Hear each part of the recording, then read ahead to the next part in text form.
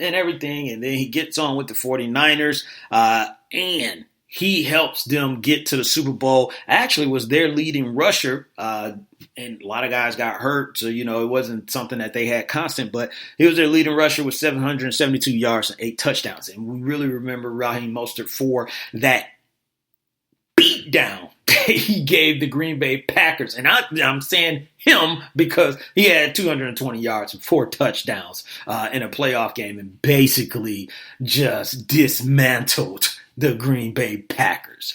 And look, one Jimmy Garoppolo completion to Emmanuel Sanders, we might be talking a different story for Raheem Mostert. But he has wanted to restructure his deal with the San Francisco 49ers. He wanted a new deal, and I'll tell you why he wanted a new deal, and I would see why he wanted. But he wanted a new deal. They said no. They couldn't come to an agreement on a deal, I should say. So now him and his agent is requesting a trade because he wants out of San Francisco and he wants to go somewhere else. Now you're thinking like, well, wait, you just went to the Super Bowl. You're on a good team. Why would you want to restructure your deal? Here's why, ladies and gentlemen. Although he was their best running back, and at times he started, for them, and in that game he had against the Green Bay Packers, his salary was tied to a special teams player. He was signed to do special teams. And out of, injuries and, performance, he ended up taking over and really showing out that season under the circumstances. Because remember, he wasn't, the guy that they had started. Remember, they had Jared McKinnon that they were bringing in there. He couldn't stay healthy. Had Tevin Coleman that they had signed. He couldn't stay healthy. They had Matt Breida. I mean, it was a bunch of wide receivers that were roaming around in San Francisco. And he ended up, showing out. He was positioned with an opportunity. So now he's looking at it as like, hey, I want to be paid like a running back. I don't want to be paid like a special team because, look, this is what I was doing. I was being a running back. I can understand that. I can understand the other side too, because here's what I'm thinking as far as like San Francisco and as far as John Lynch and Kyle Shanahan and what they are thinking. It was great that he was able to be in that situation to where he could excel. But that may have been for him to go somewhere else anyway. And here's what I'm saying. Here's why I'm saying that. Is because if you look at Kyle Shanahan history with who he's had, he has always had multiple running backs. He comes from his father's system where they talked about that zone running, zone blocking, for the running back, saying that you can just put anybody back there. And I'm not going to say you can just put anybody back there, but it is an effective system that they run. And he took that over and he took it with him because you had guys like Devontae Freeman here and Tevin Coleman that was here in Atlanta. He had success in Washington as well, with it. And then he goes to San Francisco, and he's got guys like Raheem Mostert, Matt Breida, and Tevin Coleman that he got, from Atlanta to run this system.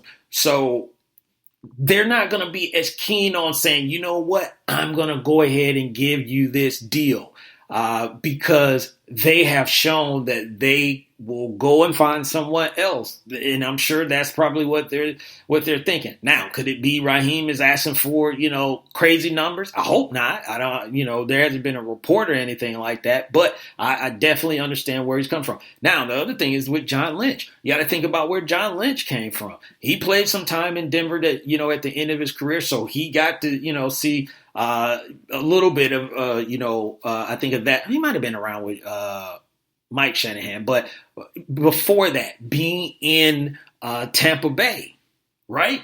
Tampa Bay. When they won the Super Bowl, when he was a safety for the Tampa Bay Buccaneers, their starting running back was Michael Pittman.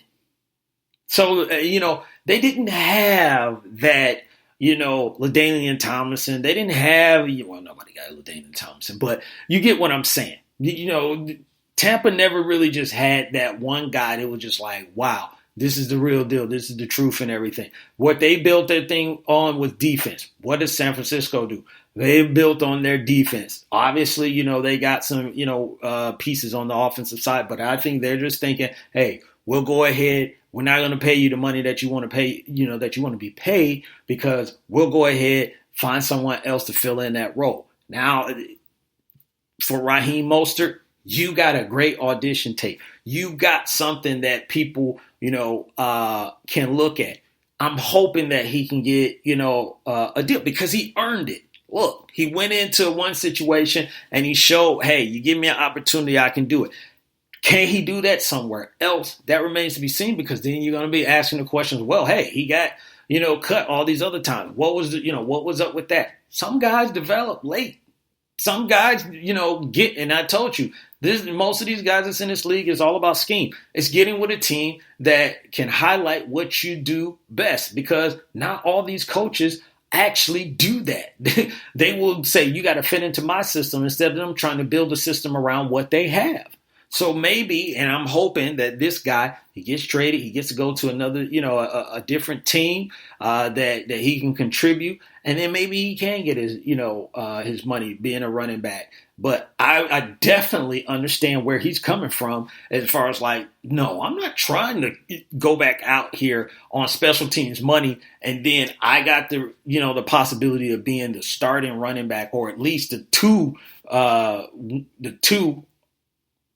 on the depth chart for running backs.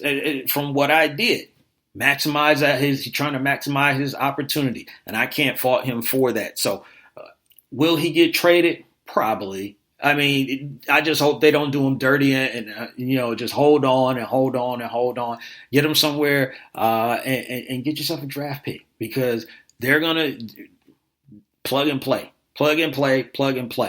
And not every running back can do it, but they have certain running backs that they're looking, for, and they've shown the success before, and they'll continue to try and lean upon that. So Raheem Mostert, I think he will get traded. I think he'll end up somewhere else, and hopefully he gets his deal so he can go out there and just play ball if we have a season.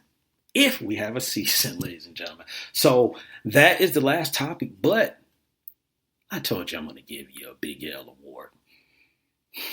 Ladies and gentlemen, it's time for the Big L Award, which is the Big Loser Award. So sometimes we all just do losers things in the world, and we got to take an L. I have done it. Lopan has done it. Everyone has done it. Probably the only person that have not done it, and I did put this person on here and got in trouble, was my daughter. Yeah, and I had to take that back. The listeners didn't like that. That was my bad. But I digress. The Big L Award, we're giving it out to someone that just does something just like, wow, man, maybe you should have thought that over, or whatever. So this one, we talked about this earlier. Washington and, the whole name change. No, it's not about, we're not giving out the Big L Award because Washington hasn't changed their name. It does deal with the name change, though, a little bit. And here's what it is, ladies and gentlemen. The Big L Award is going to none other than the owner of Washington, the football team, and that is Dan Snyder. Why would we be giving this out to Dan Snyder? It's only because of one reason. You feeding us some fugazi information, bruh.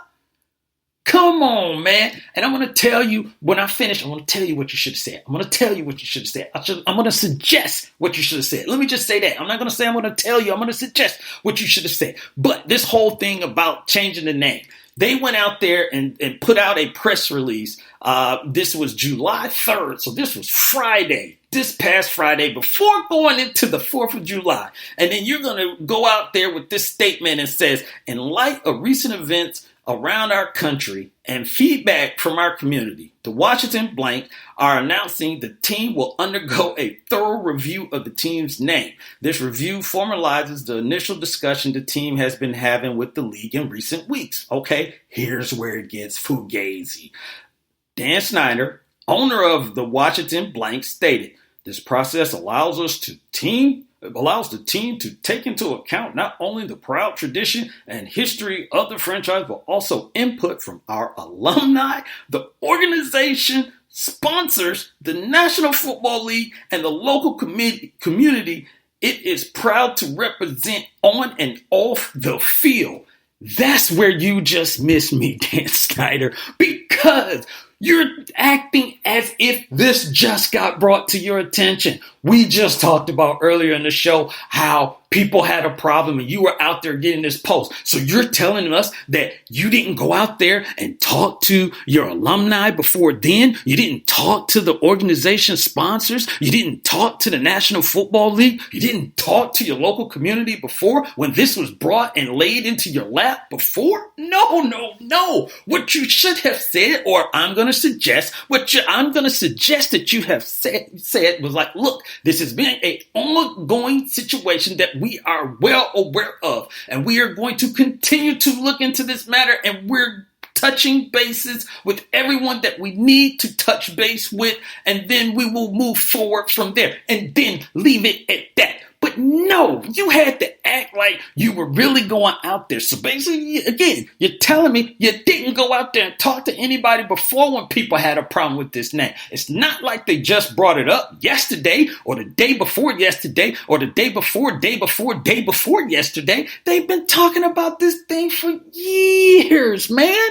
Years. And you're trying to act like now I'm going to get some input on this. No, you want to get in on this, man? Get in on this? You should have got in on that years ago. Come on, man. You got to do better than that, Dan. You're smarter than that. Well, you got more money too. But you can't be going out there acting like this is the first time that you done had a conversation about it. So for Dan Snyder, owner of the Washington football team, sending us some fugazi information that you... Never mind. You got to take this big L. See? Another loser. Indeed as well, Levon.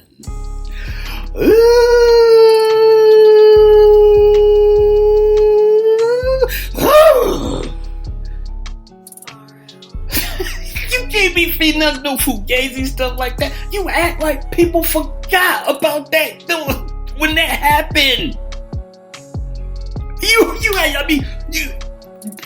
You know what? Maybe Dan had the flashy thing from MIB, and he flashed it the wrong way. He hit himself, and he forgot. Maybe that's what it is. All right, but handle your business, Dan. Do your thing, man. Handle it the right way, man. Let's get this thing done. Speaking of done, this is another episode of the Wait a Minute Show that is done. It is in the books. Man, it's good to be back from vacation. It's good to be back on these airwaves. It is good to be back with my man Lopan. It is good to be back with you guys. It is just good. It is good. And that's what you need to do, man. You need to make life good. Do what it is that makes you happy. Do it. Take care of you first. That is not being selfish. That is being responsible. I'm going to say that again. Take care of you first. That is not being selfish. That is being responsible. Because if you're not in a good shape, if you're not a good you, how can you be good for someone else? That's all I'm going to say, man. Look. I was waiting for the breakdown, man. I may have to take another vacation, man. That was a good vacation. But join us Saturday, 8 p.m. Eastern Standard Time on thewaitaminuteshow.com. We'll be doing an episode then. We'll be back again next Wednesday here on X Squad Radio, 9 p.m. Eastern Standard Time to give you a sports fix like we always do. And we'll continue with this thing, man. We'll continue to make it move the way that it moves, okay? So, everyone, this is Hump Night. You're heading into, the next day, getting ready for the weekend, man. Do your thing, man. Get ready. Have fun. Love. Appreciate everything that you need to do to get everything right. So, I'm going to get out of here. I'm going to relax and chill because I'm a little pumped up. I'm going to bring this down. But I'll holler at y'all later, okay? Be good. Be good. Be great. So for your man, Jelani J.B. Bodie, host of this thing called The Wait a Minute Show, I'm going to get out of here. 2 things as always,